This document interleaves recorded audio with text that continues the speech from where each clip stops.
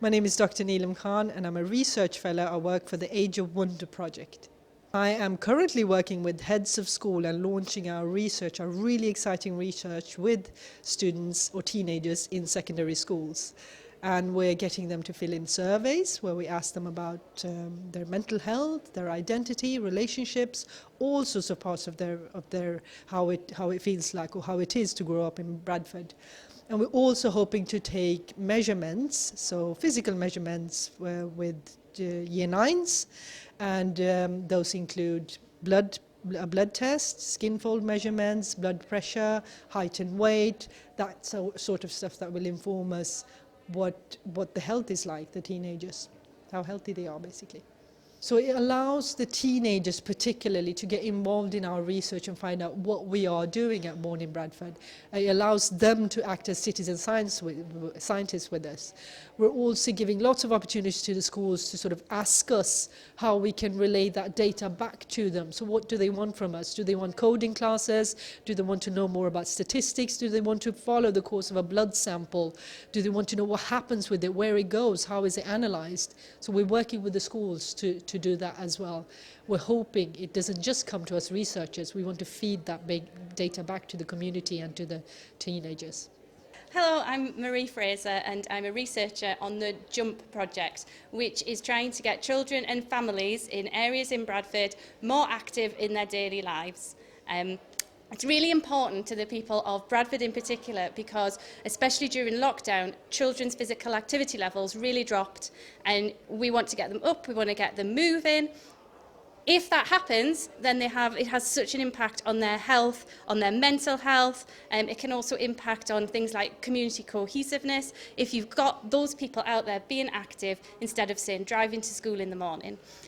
So as part of the JUMP project, we are working with schools, we're working with mosques and madrasas, we're working with community organisations in really tiny local areas to try and get that little local area working together to put physical activity back on the agenda. Another part of JUMP is looking at things like policy changes. So we know that working with the community is brilliant and they know how to improve their own physical fitness. But sometimes you need people in power to put those things first as well. So another part of JUMP is working with the council, working to change policy to keep people across Bradford more physically active. My name is Samina. I'm a senior research nurse for Born in Bradford. I'm currently working on a couple of projects. One is called the Athlete Project. So this project is working alongside Barcelona, Norway, France, Lithuania, Greece and Bradford. So we're looking at pollution levels in particular areas, in deprived areas of Bradford and other around Europe to see how the children walk to school, come back home and how much of this pollution is affecting them. We're also looking at their activity levels and sleep patterns by wearing some equipment like a phone, a watch. So this records their sleep patterns and also their activity levels. We also get them to wear a monitor, a little NO2 tube, and that collects the pollution levels around the school areas when they're at school and when they're at home. The other project is called Bradford Genes and Health. So Bradford Genes and Health is looking at so it's a slightly older generation. It's over 16s, Pakistani and Bangladeshi people with trying to find out why we are more prone to heart disease and diabetes in Bradford. Is there a linkage between genetics or is there a lifestyle, other issues? We're really underrepresented at the minute with these cohorts of participants, Pakistani, Bangladeshi, and it's the first kind of study that's ever taken place in Bradford for this particular community. We're hoping to recruit about 20,000 participants. We're getting there slowly but surely. I just want to say about the genetic part. Why is that important to us? Yes, go ahead.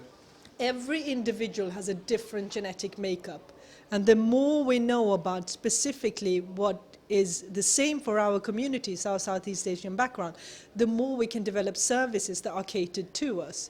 So when we talk about genes, that gene is involved with that particular population or for that disease. We have usually done studies on Caucasian populations or on people who are a majority in a country. We know very, very little about the genetic makeup of our own people.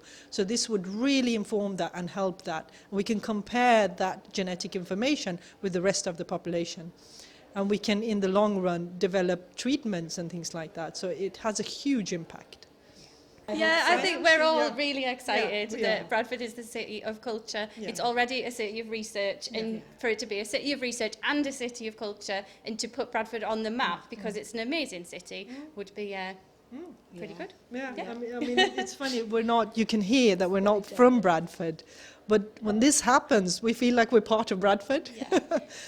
Because the reason we're doing this research is to empower the community of Bradford. And I think having that status empowers the community and allows them to help us and say, okay, yeah, we're involved, let us know where you want us to get tucked in. And the diversity. Yeah. The diversity in Bradford is amazing. We've got different cultures, different people from other countries. It's amazing. It's an amazing place to live, really. Yeah.